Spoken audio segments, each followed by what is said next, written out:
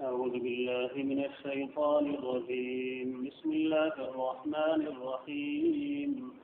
إن الله فالق الحب والنوى يخرج الحي من الميت ومخرج الميت من الحي ذلكم الله فأنى تؤفكون. فالق الإصباح وجعل الليل سكنا والشمس والقمر حسبانا ذلك تقدير العزيز العليم. وهو الذي جعل لكم النجوم لتهتدوا بها في ظلمات البر والبحر قد فصلنا الآيات لقوم يعلمون.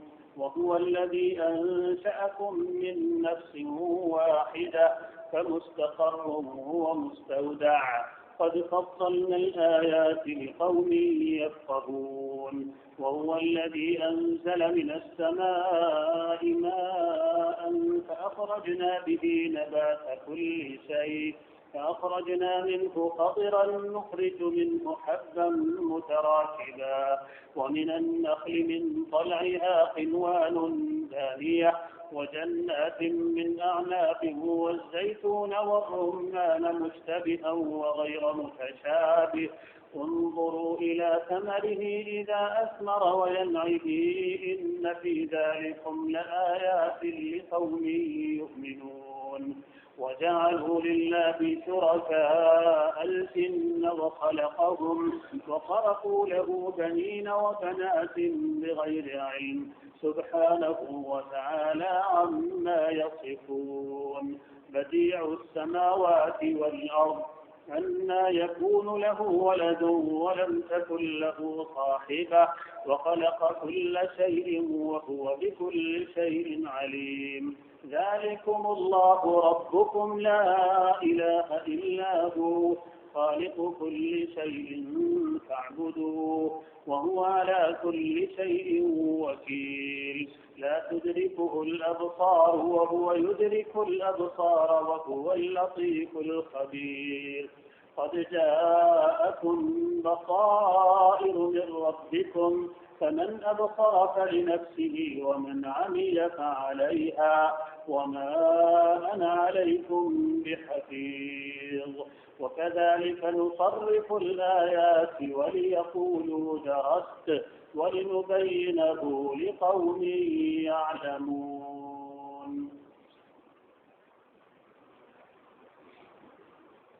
اس روز جن آیتوں کی تلاوت کی گئی ہے سورہ انعام کی آیت نمبر 95 سے لے کر آیت نمبر 105 تک کی آیات ہیں.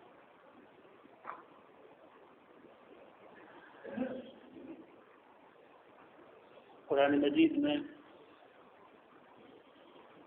بعض جگہوں پر توحید کا بیان اس کے سارے متعلقات کے ساتھ اس کے دلائل کے ساتھ بہت تفصیلی اور بہت غیر معمولی طاقتور ہوا کرتا ہے. یہ آیتیں اسی قسم کی آیتیں ہیں. بہت تفصیل کے ساتھ توحید یعنی اس بات کی وضاحت اور شہادت کہ یہ کائنات اکیلے اللہ تعالیٰ کے حکم کے تحت پیدا ہوئی ہے اور اسی کے حکموں کی عبادت میں چل رہی ہے. اس کا پتا پتا بوٹا بوٹا ذرہ ذرہ ٹکڑا ٹکڑا اس خالق عظیم کی قدرت اس کے علم اس کی حکمت کی گواہی کی داستان ہے. یہ موضوع ان آیتوں میں بہت تفصیل کے ساتھ بیان ہوا ہے. واقعہ یہ ہے کہ ہر زمانے میں انسانوں کو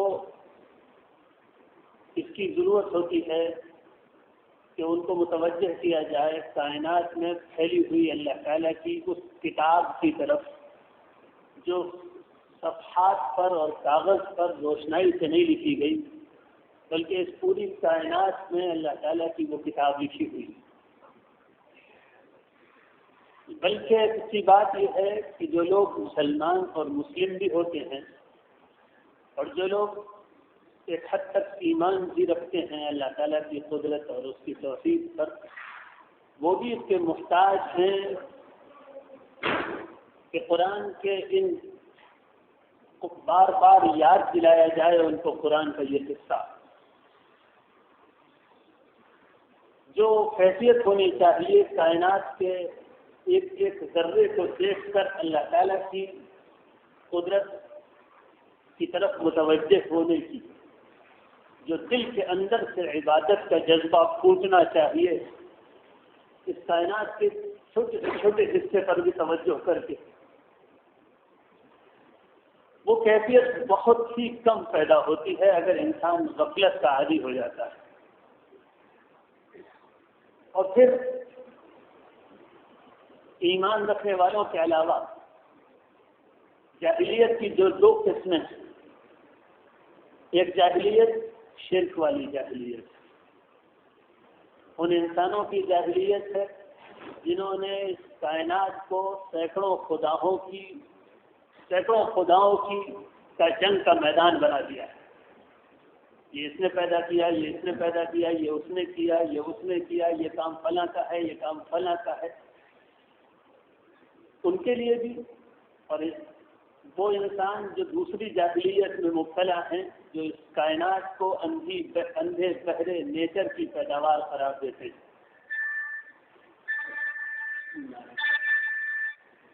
بند کرنے سبھی لوگ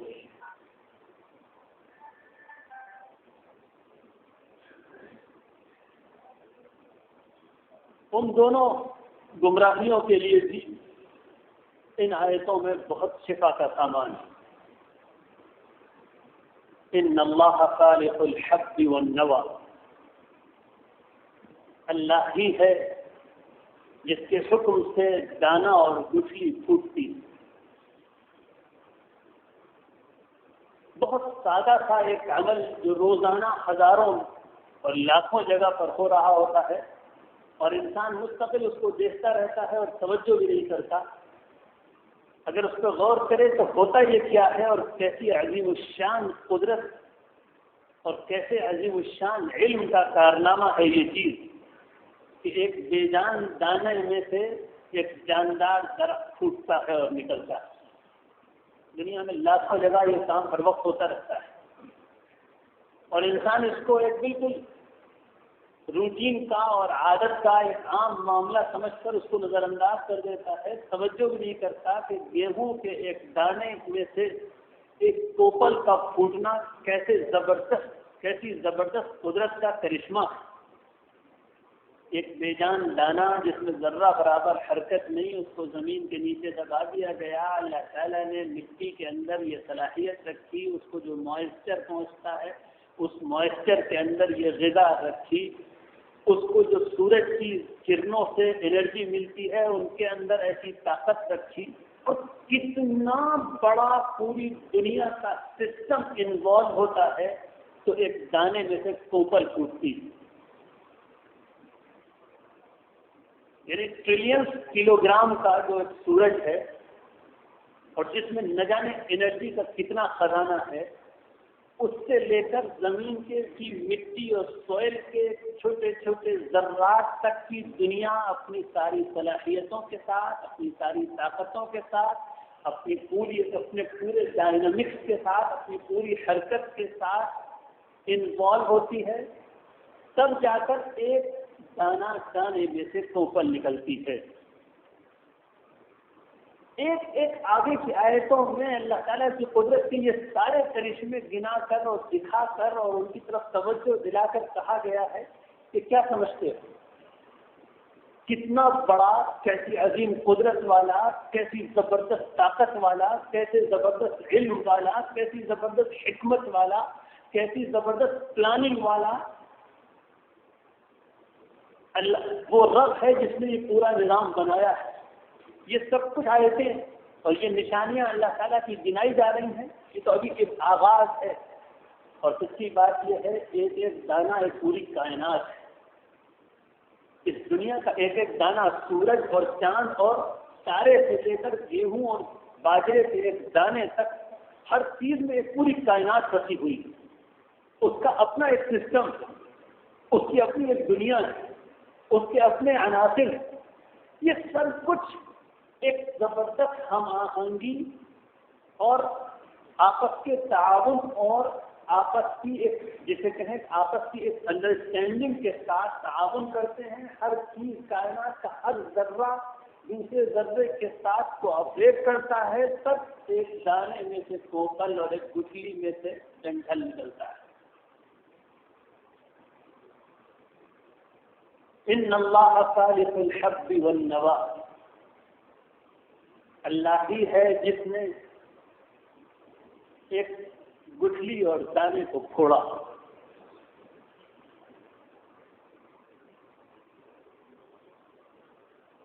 اللہ تعالیٰ کی طرف اللہ تعالیٰ کا عجیب طریقہ ہے بیان کرنے کا اپنی نشانیاں، کہ بالکل اس درجے کا عام انسان جس نے کچھ نہیں پڑھا لکھا، کچھ نہیں جانتا، بس یہ جانتا ہے کہ گیہوں بویا جاتا ہے تو وہ نکل آتا ہے، اس میں سے اخوا پھوٹتا ہے، پھر اس میں سے کوپل نکلتی ہے، پھر اس میں پودا پیدا ہوتا ہے، پھر اس میں بالیاں لگتی ہیں، پھر اس میں فرٹیلائزیشن کا ایک عجیب عمل ہوتا ہے، ہوائیں اس میں کام کرتی ہیں، کیڑے اس میں کام کرتے ہیں، ادھر سے ادھر ذرات کو پیڑوں کے لے کے جاتی ہیں، تب ان میں بالیاں پیدا ہوتی ہیں، دانے لگتے ہیں، دانے پکتے ہیں، سورج کی روشنی اس میں اپنا کام کرتی ہے، پانی برسنے والا اپنا کام کرتا ہے، سمندر کی لہریں اپنا کام کرتی ہیں، بادل اپنا کام کرتے ہیں، ہوائیں الگ انوالو ہوتی ہیں، اور یہ سب کچھ تو انسان جانتا ہے، اور نہ جانے کیا کیا پورے نظام کام کرتے ہیں،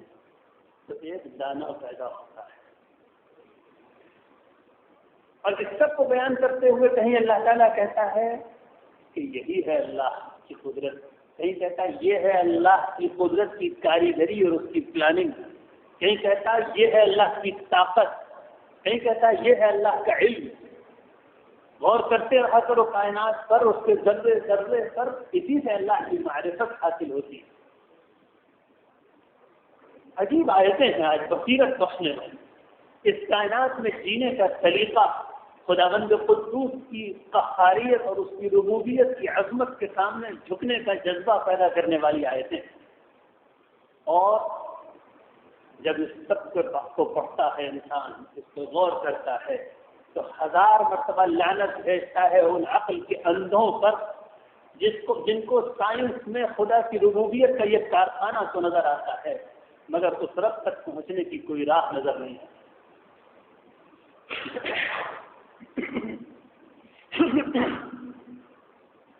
یخرج الحی من المیت ومخرج المیت من الحی.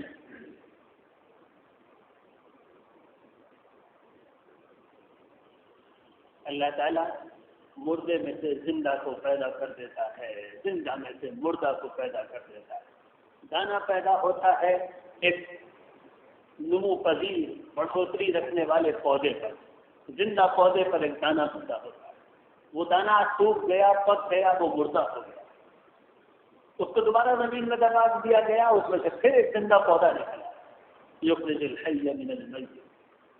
نہ جانے پورا کارخانہ عالم، اس پوری دنیا کا سسٹم یخرج الحی من المیت پہ چل رہا ہے. زندے میں سے مردہ، مردے میں سے زندہ پیدا ہونا. انسان کے جسم میں سے وہ ذرات پیدا ہوتے ہیں جو بالکل مردہ ہوتے ہیں، لیکن ان کے اندر ایک انسان میں آگے کی سینکڑوں ہزاروں نسلیں پر چھپی ہوئی ہوتی ہیں. اسی زندہ انسان میں سے وہ مردہ ذرہ نکلے گا، وہ مردہ قطرہ نکلے گا، وہ مردہ اجزاء نکلیں گے اسی مرد اور عورت کے جسم میں سے جو زندہ ہوگا، اور وہ مردہ قطرے ہوں گے. لیکن انہی کے اندر قبیلے کے قبیلے اور ملکوں کے ملک آباد ہیں. یخرج الحی من المیت ومخرج المیت من الحی. اور پھر اس زندہ میں سے کچھ مردہ چیزیں پیدا ہوں گی. ذالکم اللہ. یہ ہے وہ خدا جس کی بصیرت اور جس کو پہچاننے کے سے تمہاری آنکھیں اندھی ہو رہی. فَأَنَّا تُؤْفَكُونَ. کہاں اندھے ہوئے جا رہے ہو؟ کہاں چلے جا رہے ہو؟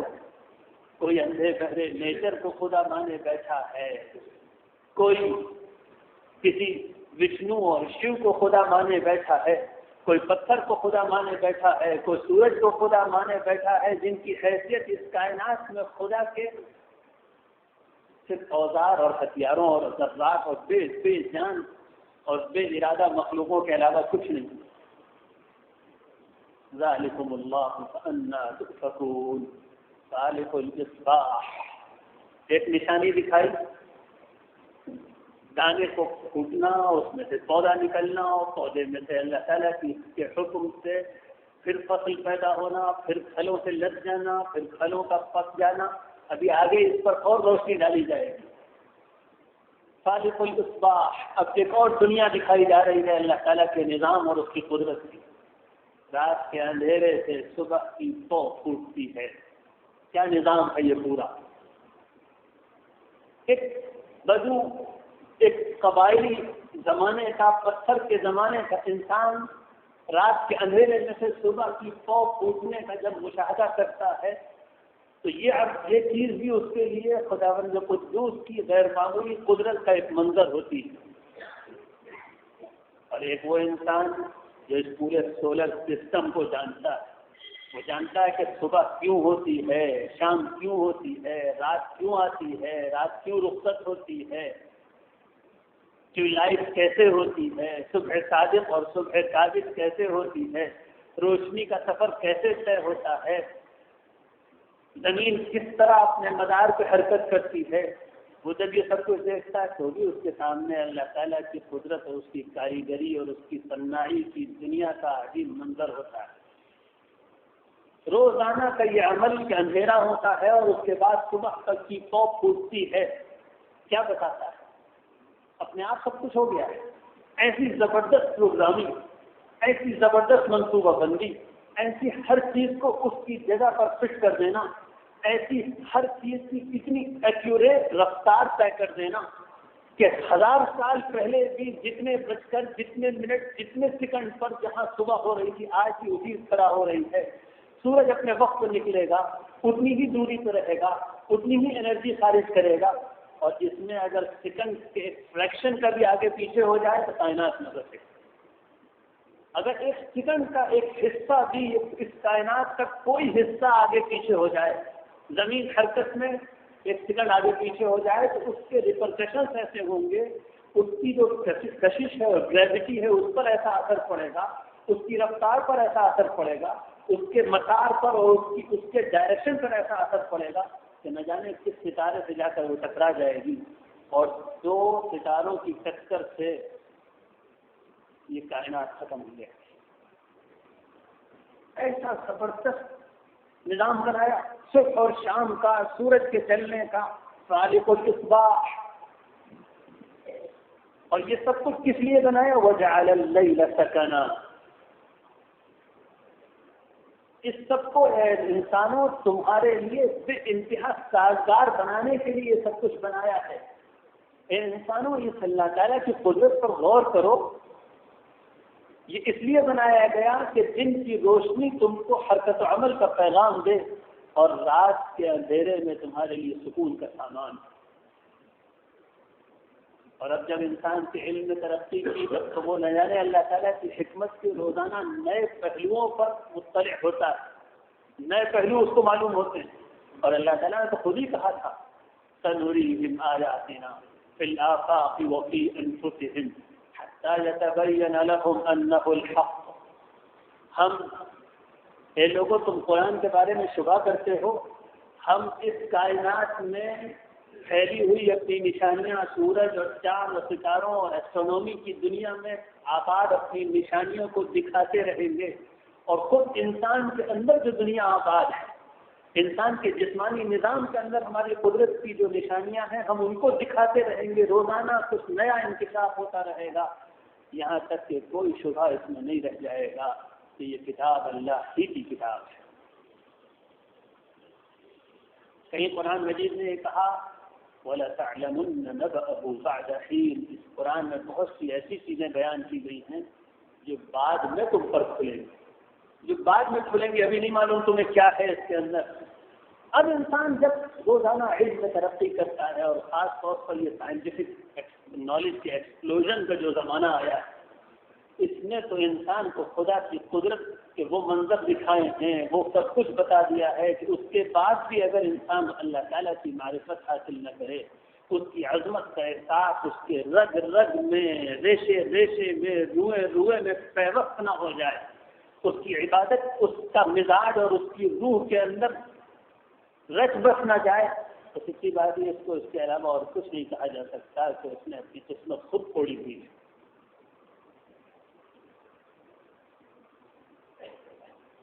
وجعل الليل سكنا، اب تو انسان یہ جانتا ہے کہ اگر سورج ڈوبا نہ کرتا اور زمین گھوم نہ رہی ہوتی تو یہ سورج زمین کو آگ سے زیادہ گرم کر چکا ہوتا، آگ سے زیادہ گرم ہو چکی ہوتی دنیا نہ جانے کب کی، دوبارہ پگھل گئی ہوتی، دوبارہ گیسوں میں کنورٹ ہو گئی ہوتی اگر یہ گھوم نہ رہی ہوتی۔ اگر اس کی رفتار میں تھوڑی سی تبدیلی آ جائے تو وہ پورا گریویٹی کا سسٹم جس کے اوپر یہ پوری دنیا قائم ہے، یہ سارے لاکھوں کروڑوں اربوں تارے جو ایک دوسرے کو کھینچ کر ایک جگہ پہ روکے ہوئے ہیں، ایک سیکنڈ کا بھی اگر زمین کی رفتار میں فرق آ جائے سب کچھ ٹوٹ پھوٹ کے بکھر جائے۔ وجعل الليل سكنا، یہ رات جو آتی ہے یہ ٹھہراؤ کے لیے آتی ہے، سکون کے لیے آتی ہے۔ سکن کے لفظ کے دو معنی ہیں، ٹھہراؤ اور سکون، اور دونوں باتیں یہاں پر ہیں۔ اگر یہ زمین ناچ نہ رہی ہوتی تو نہ انسان کو رات کا آرام اور سکون ملا ہوتا، اور اگر یہ زمین ناچ نہ رہی ہوتی تو یہ ٹھہراؤ ہے، یہ جو اسٹیبلٹی ہے اس کائنات کے اندر، یہ سب ختم ہو گئی، سب ٹکرا ہو کر کب سے ختم ہو چکے۔ وجعل الليل سكنا والشمس والقمر حسبانا، اور اللہ تعالیٰ نے سورج کو اور چاند کو حسبان، بالکل میتھمیٹکس کے حساب سے ایک بالکل صحیح جگہ پر صحیح رفتار کے ساتھ اپنے کام پر لگا دیا، حسبانا۔ ذالک تقدیر العزیز العلیم، یہ ہے اس خدا کی پلاننگ جو بہت طاقتور بھی ہے اور بہت علم رکھنے والا بھی ہے۔ کیا پتہ چلتا ہے اس سے؟ انسان اگر ان چیزوں پر غور کرے تو کیا پتہ چلتا ہے کہ کیا یہ بتوں کی پیدا کی ہوئی دنیا، کیا یہ جنوں کی بسائی دنیا، کیا یہ شیطانوں کی پیدا کی دنیا ہے، کیا اس میں ہزاروں لاکھوں اور کروڑوں خداؤں کی آپس کی جنگ چل رہی، یا یہ کسی ایک حکمت والے رب کی، کسی ایک علم رکھنے والے رب کا ڈیزائن ہے جس نے ہر چیز کو پورے علم کے ساتھ ایک جگہ پر لگا دیا ہے۔ یہ دو ارادوں اور دو حکمتوں کی پیداوار نہیں ہو سکتی، اس کے پیچھے تو کوئی ایک ہی ارادہ کام کر رہا ہے۔ یہ آپس کی غیر معمولی سازگاری، یہ ہر چیز ایک دوسرے کے ساتھ جڑی ہوئی، ہر چیز کا ایک دوسرے کے ساتھ بالکل ایکوریٹ حساب۔ سورج چلے گا تو چاند اس کے لیے راستہ بناتا چلا جائے گا، ایک گیلیکسی دوسری گیلیکسی میں، ایک کہکشاں دوسری کہکشاں میں داخل ہوگی اور ادھر سے نکلے گی، ہر کہکشاں اس کے لیے راستہ بناتی چلی جائے گی، سارے آپس میں سفر کریں گے، کوئی نہیں ٹکرائے گا، ہر ایک دوسرے کے ساتھ ایک زبردست منصوبہ بند پروگرامنگ میں بندھا ہوا ہے۔ یہ کیا بتا رہا ہے؟ کسی ایک بہت علم رکھنے والے کا یہ سب کام ہے، یا اندھے بحری کسی طاقت نے اپنے آپ پیدا کر دیا ہے؟ ذالک تقدیر العزیز العلیم وهو الذي جعل لكم النجوم لتهتدوا بها في ظلمات البر والبحر، اور یہ جو ستاروں کی دنیا آباد ہے، اربوں خربوں ستاروں کی چادر آسمان میں بچھی ہوئی ہے، ان سے نہ جانے کتنے کام انجام پاتے ہیں۔ یہ دنیا ان ستاروں سے نہ جانے کس طرح کے فائدے اٹھاتی ہے۔ ان میں کا ایک فائدہ یہ بھی ہے کہ تم ان سے راستوں کی رہنمائی حاصل کرتے ہو۔ جب تم لوگ سفر کرتے ہو، قدیم زمانے میں جب لوگ سفر کیا کرتے تھے تو ڈائریکشن مس نہ ہو، صحیح سمت میں جانے، اس کا کام وہ راتوں کو تاروں سے لیا کرتے تھے، تاروں سے اندازہ کرتے تھے کہ ہم صحیح سمت میں جا رہے ہیں یا غلط سمت میں جا رہے ہیں۔ قد فصلنا الآیات لقوم یعلمون، ہم نے بہت کھول کے اپنی نشانیاں بیان کر دی۔ قرآن آیات کا لفظ بولتا ہے ان آیتوں کے لیے بھی جو قرآن میں آئی ہیں، اور قرآن آیات ہی کا لفظ بولتا ہے ان نشانیوں کے لیے بھی جو آسمانوں میں پھیلی ہوئی ہیں۔ ہم نے ان نشانیوں کو کھول کھول کے بیان کر دیا ہے ان لوگوں کے لیے جو علم رکھتے ہیں۔ علم یہ نہیں ہے کہ اتنے پر اتنا ہائیڈروجن اور اتنی آکسیجن ملا دی جائے تو پانی بن جاتا ہے۔ علم یہ ہے کہ اس کائنات پر نظر ڈالے انسان اور اللہ تک اس کا دل پہنچ جائے، وہ اللہ کو پہچان لے، وہ اللہ تعالیٰ کی عبادت میں لگ جائے، اس کائنات کو دیکھ کر اس کائنات کے پیدا کرنے والے کا علم حاصل کر لے۔ یہ ہے علم۔ وَهُوَ الَّذِي أَنشَأَكُم مِّن نَّفْسٍ وَاحِدَةٍ، وہی اللہ ہے جس نے تم کو ایک جان سے پیدا کیا۔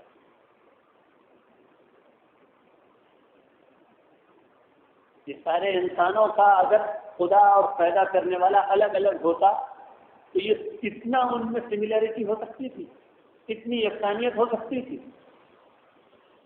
اگر الگ الگ پیدا کرنے والے ہوتے تو کتنا یکساں انسان پیدا کرتے، اور اب تو انسانوں کے اندر کتنی یکسانیت ہوتی ہے، اس کا علم تو اور زیادہ گہرے طور پر انسان کو حاصل ہوا۔ انسان کا ڈی این اے الگ ہے، انسان کا ڈی این اے الگ ہے، انسان کی بایولوجی بالکل الگ ہے، دوسرے جانوروں کی بایولوجی بالکل الگ ہے۔ کتنا یکساں ایک جان سے ہم نے تم کو پیدا کیا، فمستقر ومستودع، اور کتنا ایک انسان کو جس نے پیدا کیا، ایک ان کا نظام بنایا، بالکل ایک ان کا جسمانی نظام بالکل ایک جیسا بنایا۔ ہزاروں سال سے اس دنیا میں انسان بستا ہے، ایک ہی ڈیزائن پر وہ انسانوں کو پیدا کیا چلا جا رہا ہے۔ وہ خدا وہ یہ بھی دیکھ رہا ہے کہ انسان کہاں رہتا ہے، فمستقر ومستودع، جہاں جہاں جاتا ہے دنیا میں، جہاں جہاں رہتا ہے اللہ تعالیٰ کو پورا علم رہتا ہے۔ وہ مستودع، اور مرنے کے بعد اس کو جہاں رکھ دیا جاتا ہے زمین کے اندر، اللہ تعالیٰ اس کو بھی جانتا ہے۔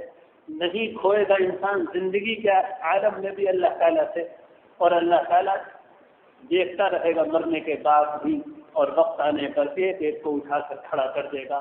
اس کی قدرت سے کچھ بعید نہیں۔ قد فصلنا الآیات لقوم یفقہون، ہم نے نشانیوں کو کھول کھول کر بیان کر دیا ہے ان لوگوں کے لیے جو سمجھ رکھتے ہیں۔ وَهُوَ الَّذِي أَنزَلَ مِنَ السَّمَاءِ مَاءً فَأَخْرَجْنَا بِهِ نَبَاتَ كُلِّ شَيْءٍ، وہی اللہ ہے جس نے آسمان سے پانی برسایا۔ قدرت کا ایک عجیب نظام ہے آسمان سے پانی برسنے کا بھی۔ ایک ایک چھوٹا سا پارٹیکل اس دنیا کے نظام کا چھوٹا سا حصہ جو ہوتا ہے، وہ پوری دنیا ہے اللہ تعالیٰ کی قدرت کی۔ اور کسی چھوٹے سے چیز پر بھی انسان اگر غور کرنا شروع کر دے تو اللہ کی عظمت کے ساتھ میں ڈوب جائے انسان۔ اس دنیا کو انسان کے لیے، انسان کے بسنے کے لائق بنانے کے لیے سب سے ضروری چیز ہوا اور پانی تھی، اور ہوا اور پانی کو اس دنیا کے چپے چپے پر پہنچانے کا کیسا نظام اللہ نے بنایا ہے عجیب۔ اور بہت قرآن نے خاص طور پر پانی کو پہنچانے کو، پوری دنیا میں آبی رسد کا جو نظام ہے، انسانوں تک پانی پہنچانے کا جو نظام ہے، اور پانی کو انسانوں کے لیے قابل استعمال بنا کر رکھنے کا جو نظام ہے، اس کو اللہ تعالیٰ نے بہت تفصیل سے بار بار بیان کیا ہے تاکہ انسان کے اندر اللہ تعالیٰ کی شکر گزاری پیدا ہو۔ سمندروں میں پانی ہوتا ہے، پانی کی اصل جگہ سمندر ہے، اور انسان سمندروں سے لاکھوں میل دور، ہزاروں میل دور رہتے ہیں۔ اب ان تک پانی پہنچانا ہے، اس کے لیے دیکھیں کیا کیا جا رہا ہے۔ سورج کو حکم دیا گیا کہ سمندر کے اوپر تم کو گرمی ڈالنی ہے تاکہ سمندر کا پانی بھاگ پڑے۔ سمندر کا پانی اتنی وافر مقدار میں ہے، اتنا زیادہ ہے کہ سورج کی موجودہ گرمی اس پانی میں سے بھاپ پیدا کرنے پر قادر نہیں ہے۔ اتنی گرمی نہیں ہے سورج کے پاس کہ وہ رکھے ہوئے پانی کو، جو سمندر کی جیسی ہو کی مقدار میں پانی ہو، اس کو اتنا گرم کر دے کہ وہ پانی بھاپ بن جائے۔ حکم دیا گیا ہواؤں کو کہ سمندر کے پانی میں اچھل پچھل اور موجیں پیدا کریں۔ اب جو موجیں ٹکراتی ہیں تو ان موجوں کے ٹکرانے سے سمندر کے پانی کے بہت مہین مہین قطرات بلکہ ذرات سمندر سے اٹھتے ہیں۔ موجیں ٹکراتی ہیں تو فوار جیسی چیز اور بہت باریک باریک پانی کے چھوٹے چھوٹے قطرے سمندر سے فضا میں اٹھتے ہیں، فضا گرم ہوتی ہے، وہ تھوڑا تھوڑا پانی بھاپ بن جاتا ہے۔ سمندر کا جو استل پانی ہے اس کو اس سے اتنی بھاپ نہیں اٹھ سکتی تھی کہ اتنے بادل اس سے بن جائیں جس سے انسانوں کو پانی پہنچ سکے۔ تو حکم دیا گیا ہواؤں کو، اور ہواؤں کو حکم دیا گیا کہ جتنا تمہارا پریشر خشکی پہ ہوتا ہے اس سے 8 گنا زیادہ پریشر سمندر پر ڈالنا ہے۔ جتنا پریشر سمندر میں ہوا کا ہوتا ہے اتنا پریشر اگر خشکی کے علاقوں میں ہوا کا ہو جائے تو ہم لوگوں کے لیے بہت سے کام مشکل ہو جائیں، بہت سے کام مشکل ہو جائیں۔ تو سمندر پر ہوا کا پریشر بڑھایا گیا تاکہ موجیں پیدا ہوں۔ اب وہ موجیں پیدا ہوں گی تو پانی کے ذرات ہوا میں اڑیں گے، وہ ہوا میں اڑیں گے تو وہاں سے وہ بھاپ بنیں گے۔ اب وہ بھاپ بن کر بادل بن گئے۔ اب جب وہ بادل بن گئے تو اب ہواؤں کو حکم ہوا کہ جس علاقے میں گرمی زیادہ ہے وہاں ہوا کا پریشر کم ہو جاتا ہے، جہاں جتنی زیادہ گرمی ہوگی وہاں ہوا کا پریشر اتنا کم ہو جائے گا، اور جہاں ہوا کا دباؤ کم ہوگا ان علاقوں سے ہوا جہاں ہوا کا دباؤ زیادہ ہے وہاں سے اس علاقوں کی طرف چلیں گی جہاں ہوا کا دباؤ کم ہے۔ سب سے زیادہ ہوا کا دباؤ سمندروں کے اوپر ہے، وہاں سے ہوا چلے گی، اور ہوا چلے گی تو اس کو حکم ہے ساتھ میں بادل کو بھی لے کر آنا۔ میں ذرا سی ایک بات پوچھتا ہوں، اگر اتنا ہوتا کہ جو پانی بھاپ بنتا ہے اس کا وزن ہوا سے کم نہ رکھا جاتا، ہوا سے زیادہ ہوتا تو کیا ہوتا؟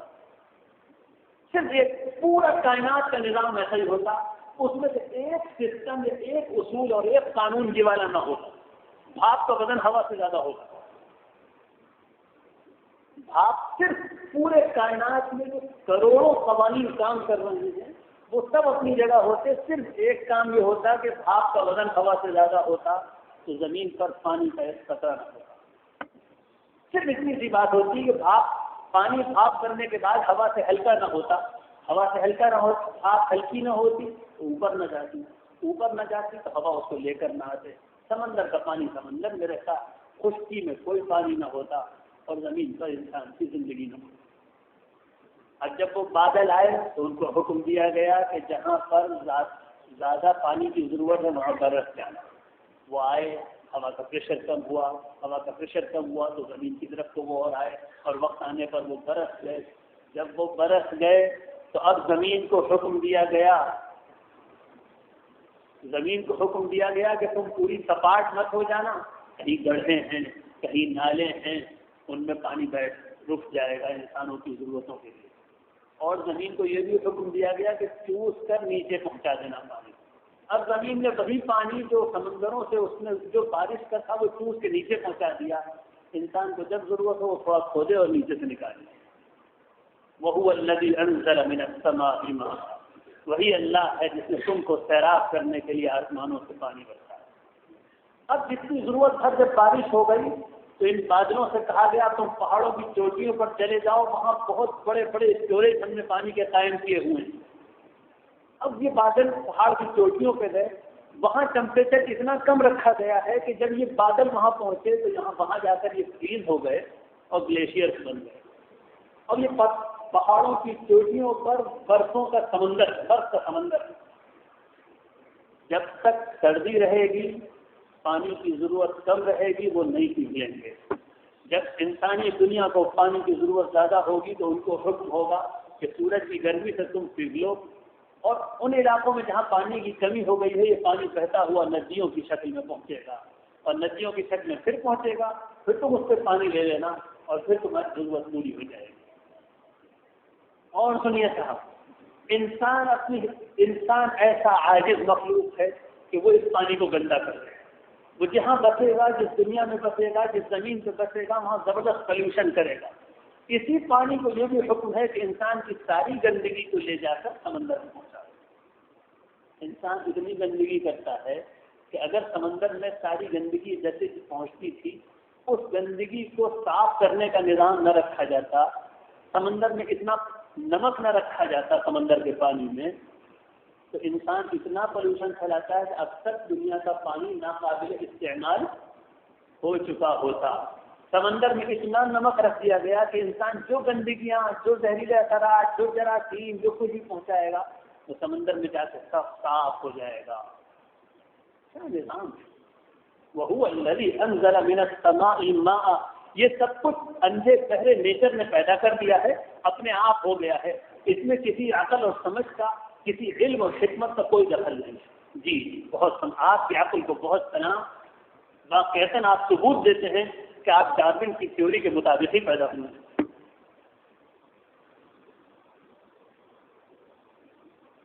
وَهُوَ الَّذِي أَنزَلَ مِنَ السَّمَاءِ مَاءً. اور سنیے یہ پانی کیا کرتا؟ فَأَخْرَجْنَا بِهِ نَبَاتَ كُلِّ شَيْءٍ. ہر چیز جو بڑھتی ہے، ہر چیز جس میں زندگی ہے، ہر پودا، ہر غلہ، ہر پھل، ہر پھلاری، ہر پتی، اسی پانی کی رہین منت ہے.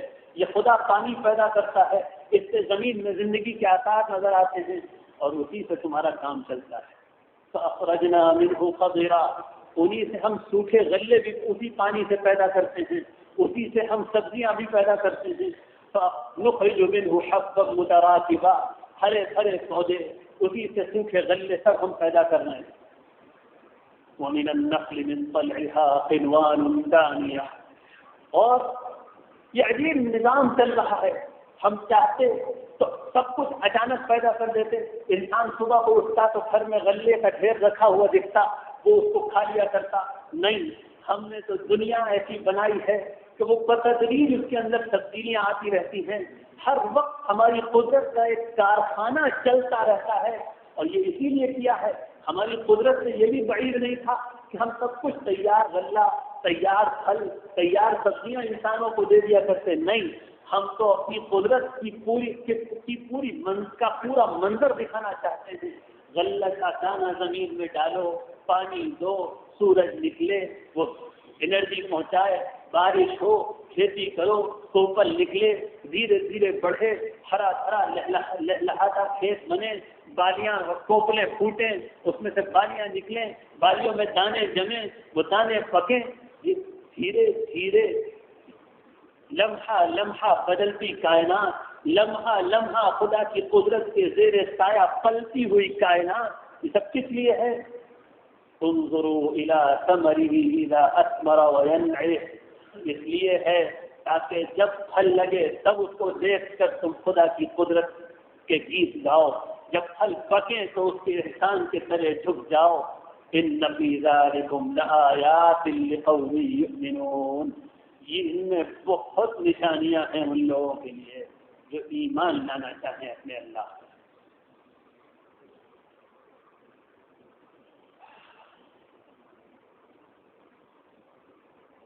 ان آیتوں میں کئی سبق ہیں انسانوں کے لیے.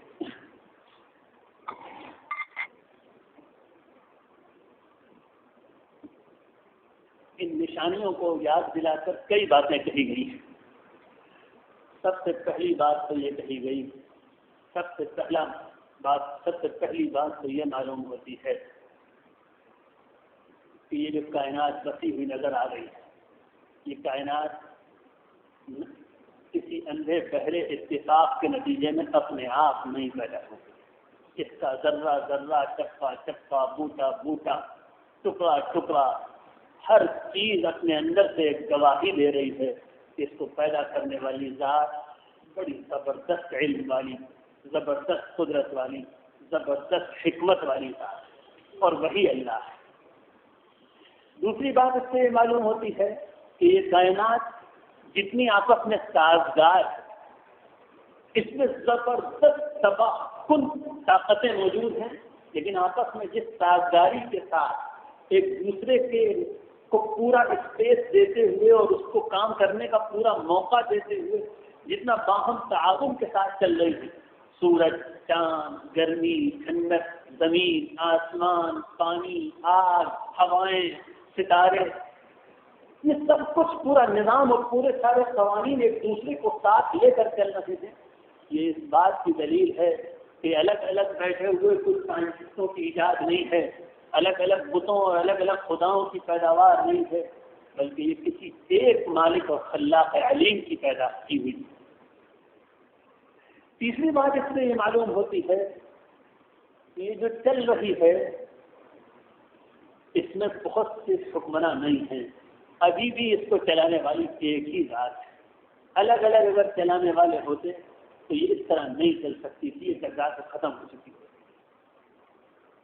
چوتھی بات اس سے یہ معلوم ہوتی ہے کہ کائنات اللہ تعالیٰ جس میں انسانوں پر کتنے احسانات فرماتا ہے، ان کو پالنے، ان کو پڑھانے، ان کی غذا، ان کے رزق، ان کے لیے زمین کو بہترین بسر کرنے کی جگہ بنانے، اس کے لیے اللہ تعالیٰ جو کچھ فرماتا ہے وہ اس کے ایسے عظیم احسانات ہیں کہ انسان کو اس کی یہ شکر گزاری کرنی لازم ہے کہ وہ اللہ کی عبادت پر اطاعت کرے۔ یہ ہے ان آیتوں کے خاص اسباب۔ مجھے ایک قصہ جب قرآن مجید کی اس قسم کی آیتیں تلاوت کی جاتی ہیں تو اکثر و بیشتر ایک قصہ یاد آتا ہے۔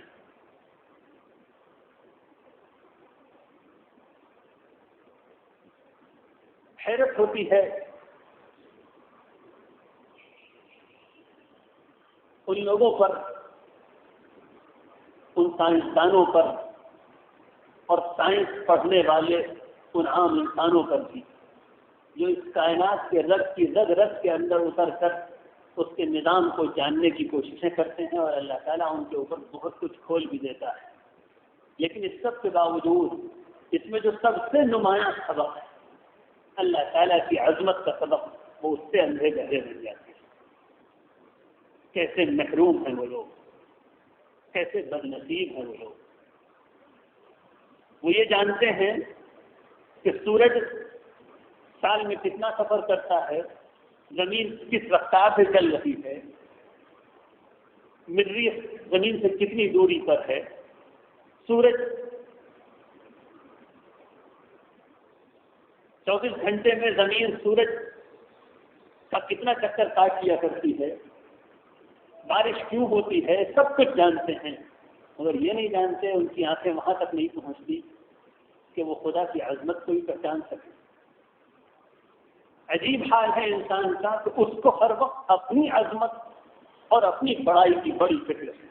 اگر پہاڑوں کی کھوہوں میں اور زمین کے دبے ہوئے کھنڈرات میں اور موہن جداڑو کے ملبے میں ٹوٹے ہوئے مرتبانوں پر کچھ آڑی ترچھی لکیریں نظر آ جائیں انسان کو، تو وہ اس پہ غور کر کے پورا فلسفہ پیدا کر دیتا ہے اور اس کی روشنی میں بیان کرنے لگتا ہے کہ اس زمانے کی تہذیب کیسی تھی، اس کا کلچر کیسا تھا، اس کا آرٹ کیسا تھا، اور اس زمانے کی زندگی گزارنے کا طریقہ کیسا تھا، اور اس زمانے کے تصورات کیا تھے، اور اس زمانے کا مذہب کیا تھا، اس دور کی سیاست کیا تھی، اس دور میں قبائل کے درمیان تعلقات کیسے ہوتے تھے۔ یہ ٹوٹے ہوئے مرتبان سے تو اس کو معلوم ہو جاتا ہے، اور خدا کی آباد اس کائنات سے اس کو خدا کی عظمت کا درس نہیں ملتا۔ اس سے زیادہ حماقت کی کوئی بات؟ اس کے علاوہ کیا کہا جائے کہ اللہ تعالیٰ کہتا ہے ہم نے ان کی آنکھوں کے سامنے پردے ڈال دیے ہیں اور ان کے دلوں پر مہر لگا دی، اب ان کو ہدایت نہیں ملے گی۔ اور کیا کہا جائے اس کے علاوہ؟ اور جس قصے کا میں نے تذکرہ کیا کہ قصہ یاد آتا ہے وہ بڑا دلچسپ قصہ ہے۔ لکھنؤ کے سائنس کے لیکچرر جو بہت روشن خیال تھے، مسلمانوں کے علماء سے بھی کچھ تعلق رکھتے تھے، غیر مسلم تھے، اور کچھ واضح طور پر اپنے آپ کو ملحد اور بے دین کہا کرتے تھے، کسی خدا کے وجود کے قائل نہیں تھے۔ کبھی کبھی حضرت مولانا منظور نعمانی رحمۃ اللہ علیہ کے پاس آیا کرتے تھے۔ ایک مرتبہ انہوں نے بالکل صاف صاف مولانا سے کہا کہ مجھے کچھ سمجھ میں نہیں آتا کہ یہ آپ لوگ کیا کہتے ہیں کہ خدا ہے، اس نے سب کچھ پیدا کیا ہے، زمین اس کی پیدا کی ہوئی ہے، انسانوں کو اس نے پیدا کیا ہے۔ مولانا یہ سب پرانے زمانے کی باتیں ہیں کہ ہاں یہ سب کچھ ہے، مجھے تو قطعاً ان چیزوں پہ یقین نہیں۔ مولانا نے ان سے کہا کہ ڈاکٹر صاحب بات آپ کی ایسی ہے کہ مجھے کچھ کہنا چاہیے، مگر اسی بات یہ ہے کہ آپ سائنس کی دنیا کے آدمی ہیں، میں مولوی آدمی ہوں، میں کیا آپ سے بات کر پاؤں گا ایسے ایشو پر. اور یہ کہہ کے مولانا نے بات ٹال دی اور کچھ اور اس خاص ملک کے سیاسی حالات کو کچھ بات شروع کر دی. اور تھوڑی دیر بات کرنے کے بعد اپنی جیب میں سے ایک کاغذ کا ٹکڑا نکالا جس پہ خط لکھا ہوا تھا کہ مولانا نے کسی کو لکھنے کے لیے پوسٹ کرنے کے لیے لکھ رکھا تھا جیب میں. اور خط کا وہ ٹکڑا نکال کر کہنے لگے ارے ڈاکٹر صاحب آج تک ٹھیک واقعہ ہو گیا، آج ایک عجیب حیرت ناک واقعہ ہو گیا ڈاکٹر صاحب، میں تو سمجھ نہیں پا رہا ہوا کیا. یہ ڈاکٹر صاحب کہنے کیا ہوا مولانا؟ کہنے آج صبح میں نے ایک سادہ کاغذ جیب میں رکھ لیا تھا اور ایک قلم جیب میں رکھ لیا تھا، سوچا تھا کسی وقت خط لکھوں گا، اور جیب میں کاغذ رکھنے کے بعد میں رکشے پہ سوار ہو گیا. رکشے پہ جو جھٹکے آئے تو قلم کسی وقت کھلا گیا، شاید اس نے یہ خط لکھ دیا اپنے آپ. اب میں دیکھتا ہوں کہ یہ میرے بھائی صاحب کے نام خط لکھا ہوا ہے اور بالکل صحیح خط لکھا ہے، ایڈریس بھی صحیح لکھا ہے، میرے بھائی صاحب کا نام بھی صحیح لکھا ہے، اپنے آپ قلم میں لکھ دیا، میں نے نہیں لکھا. تو ڈاکٹر صاحب کہنے لگے مولانا میں تو آپ کو سمجھدار آدمی سمجھتا تھا، آپ کیا کہہ رہے ہیں؟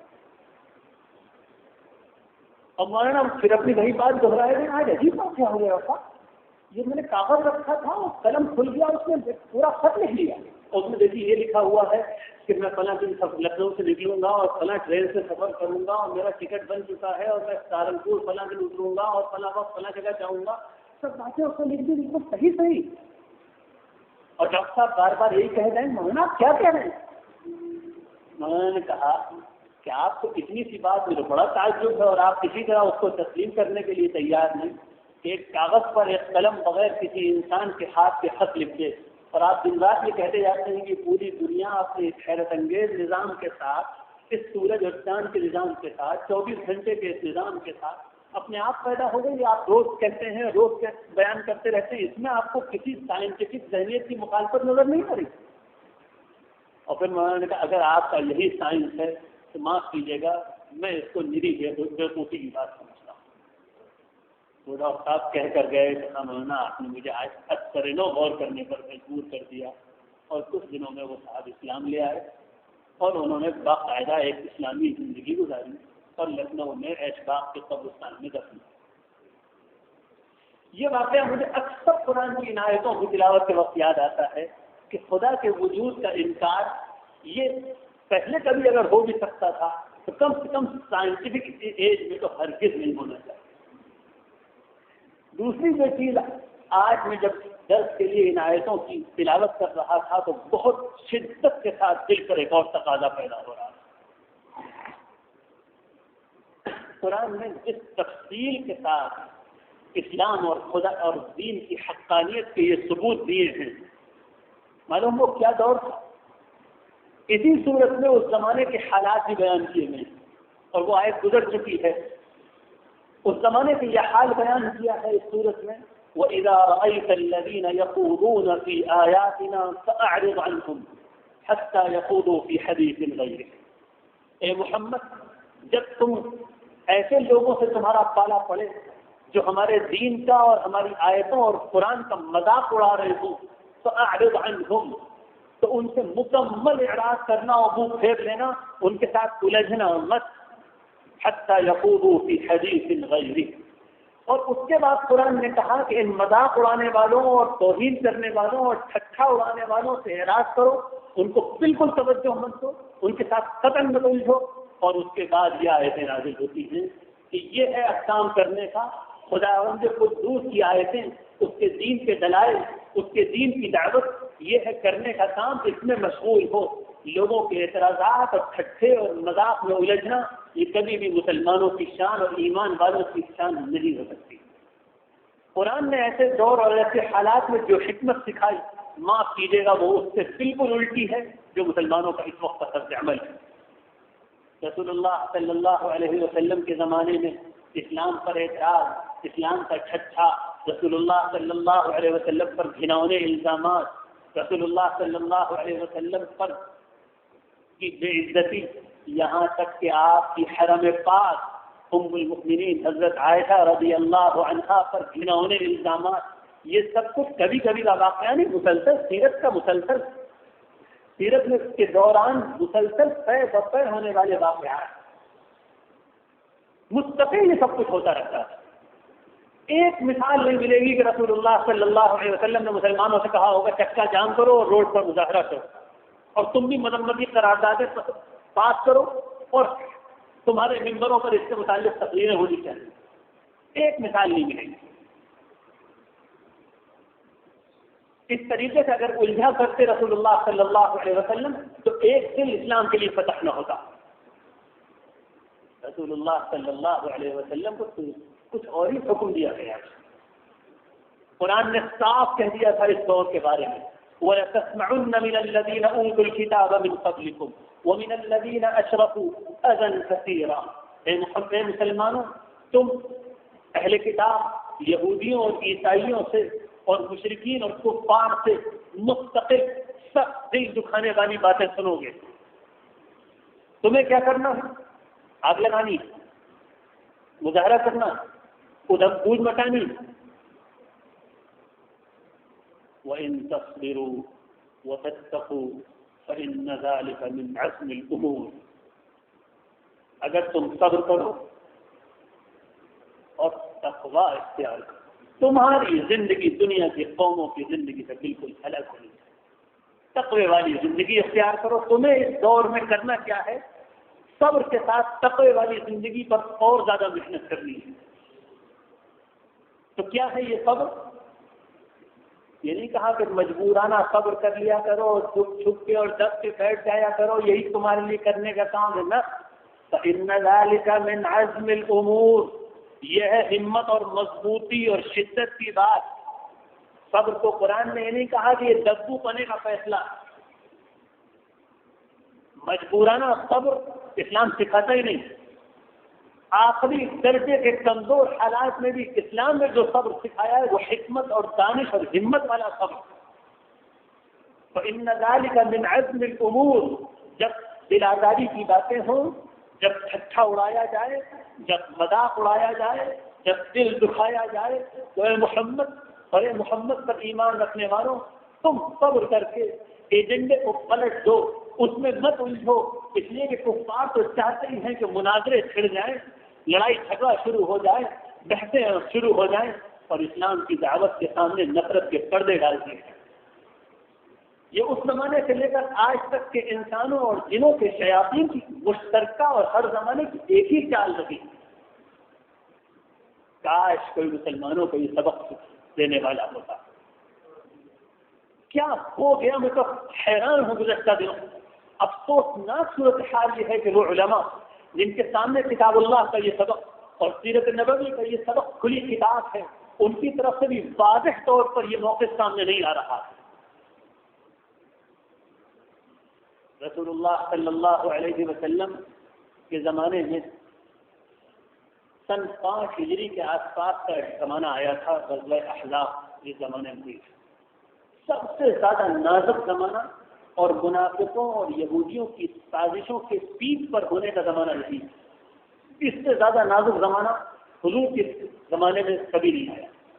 خود قرآن اس زمانے کے بارے میں کہتا ہے کہ کلیجے منہ کو آ گئے اور لوگ اسلام کے مستقبل کے بارے میں مایوس ہو گئے۔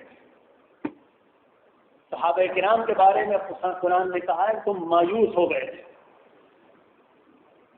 وَإِذْ زَاغَتِ الْأَبْصَارُ وَبَلَغَتِ الْقُلُوبُ الْحَنَاجِرَ وَتَظُنُّونَ بِاللَّهِ الظُّنُونَ، تم لوگوں کے دلوں میں اللہ کے بارے میں عجیب عجیب گمان آنے لگا تھا کہ کیا کہ اللہ تعالیٰ نے جو وعدے کیے ہیں وہ پورے نہیں ہوں گے۔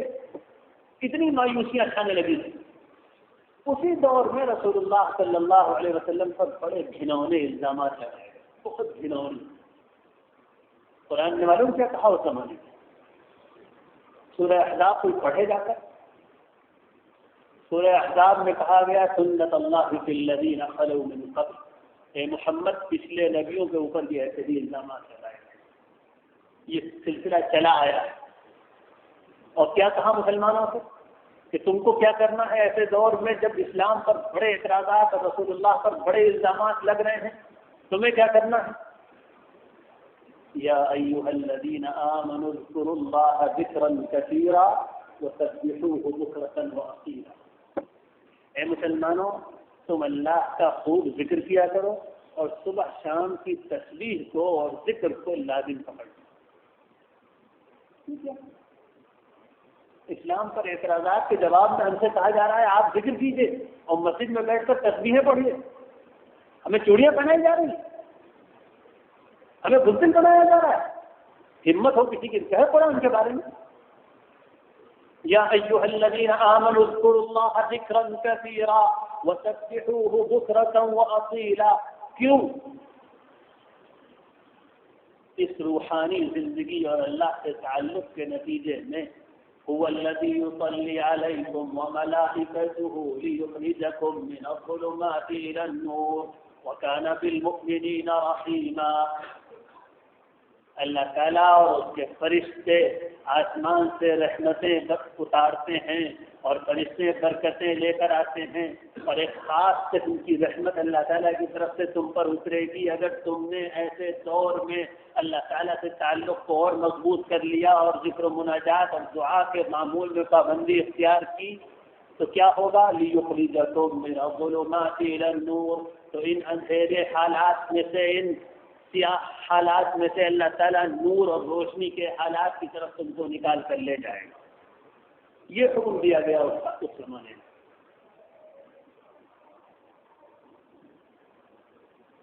رسول اللہ صلی اللہ علیہ وسلم کو کتنا برا بھلا کہا جاتا تھا. عربوں کا میڈیا، اخبارات تو تھے نہیں، ٹی وی تو تھا نہیں، یوٹیوب اور فیس بک تو تھا نہیں. عربوں کا میڈیا ان کی شاعری تھی، اور اتنا تیز کام کرتا تھا یہ میڈیا کہ ایک بالکل آتھینٹک پروف ہے تاریخ کے کہ ایک رات میں کسی بڑی مجلس میں قصیدہ پڑھا جاتا تھا، چند دنوں کے اندر پورے عرب میں وہ قصیدہ پہنچ جاتا تھا. اگر اچھا قصیدہ ہے کسی کی مذمت میں تو منٹوں میں اور چند دنوں کے اندر پورے عرب کے ہر پڑھے لکھے اور سمجھدار آدمی تک وہ قصیدہ پہنچ جاتا تھا اور زبانوں پہ جاری ہو جاتا تھا.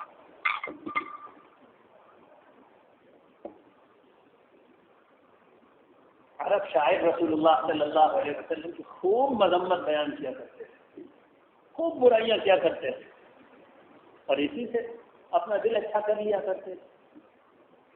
اور آخری درجے کی بات یہ کہ بعض شاعروں نے رسول اللہ صلی اللہ علیہ وسلم کا نام بھی بگاڑ لیا.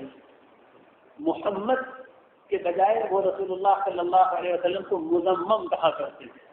محمد کے معنی ہوتے ہیں سب سے زیادہ بہت قابل تعریف، اور مزمم کے معنی ہیں نہایت قابل مذمت، جس کی بہت برائی کی جائے اور قابل مذمت اور قابل عیب کو ہو سکتا. رسول اللہ صلی اللہ علیہ وسلم کا نام تک بگاڑ کر اپنے قصیدوں میں مذمم رکھا کرتے تھے. صحابہ کرام آ کر شکایت کرتے تھے اللہ کے رسول فلاں شاعر نے، فلاں شاعر عورت نے، اس میں عورتیں بھی لگی ہوئی، عورتیں بھی شاعری کرتی تھی. بخاری کی روایت کی سب واقعات ہیں. عورتیں آ کر شعر کہا کرتی تھے، صحابہ آ کر شکایت کیا کرتے تھے ایسے ایسے شعر سننے کو ملتے ہیں اللہ کے رسول آپ کے بارے میں دل برداشت نہیں کر پاتا. رسول اللہ صلی اللہ علیہ وسلم دلاسا دے دیا کرتے، دیکھو دیکھو اللہ تعالیٰ نے ان کی گالم گلوچ کو بھی مجھ سے ہٹا دیا ہے، میں محمد ہوں، یہ مزمم کو گالیاں بک رہے ہیں. میں محمد ہوں، یہ مزمم کو گالیاں بک رہے ہیں. یہ ہے رسول اللہ صلی اللہ علیہ وسلم کی سنت.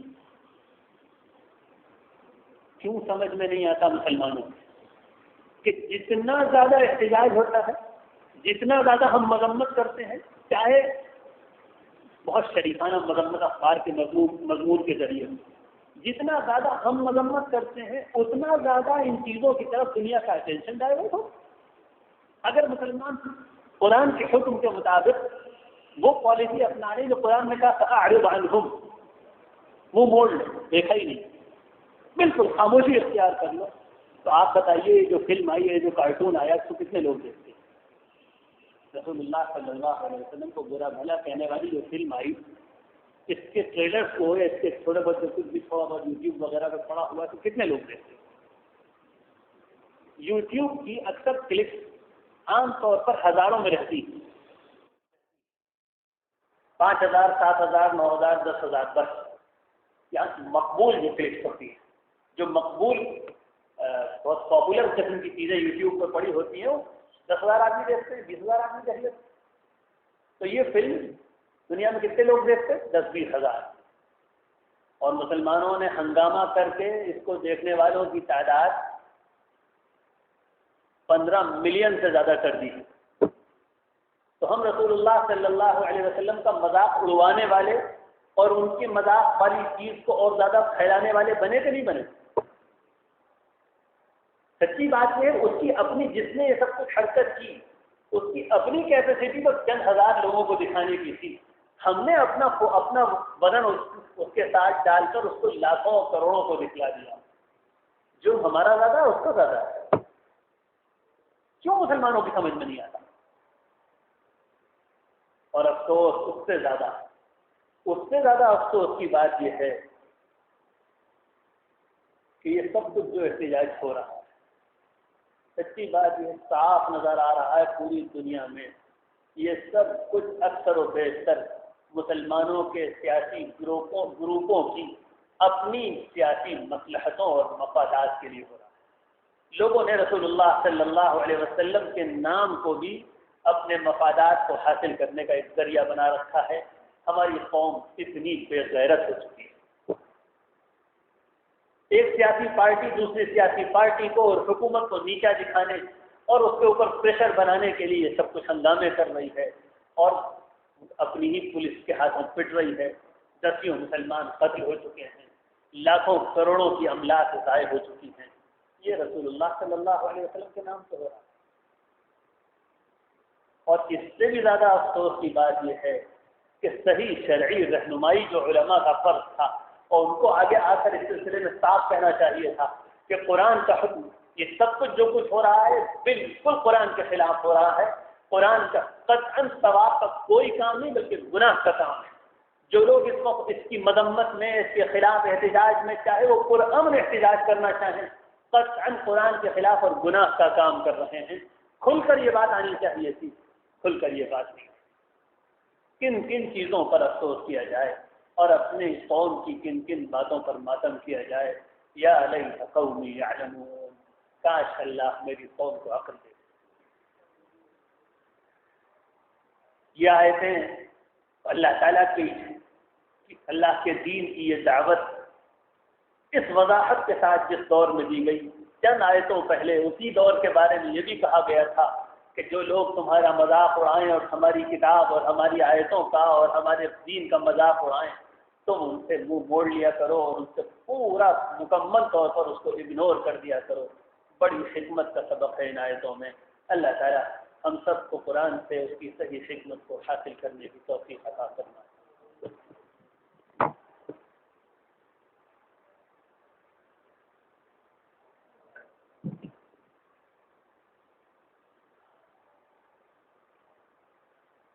اللهم صل على سيدنا ومولانا محمد وعلى آل سيدنا ومولانا محمد وبارك وسلم. اللهم ربنا آتنا في الدنيا حسنة وفي الآخرة حسنة وقنا عذاب النار. اللهم ربنا آتنا في الدنيا حسنة وفي الآخرة حسنة وقنا عذاب النار. اللهم أعنا على ذكرك وشكرك وحسن عبادتك. اللهم زدنا ولا تنقصنا وأكرمنا ولا تهنا وأعطنا ولا تحرمنا. اللهم اغفنا وارحمنا. اے اللہ ہم آپ کے بندے اور بندیاں آپ کے حضور میں حاضر ہیں۔ اے اللہ ہم گنہگار ہیں، ہمارے گناہوں کو معاف فرما دیجیے۔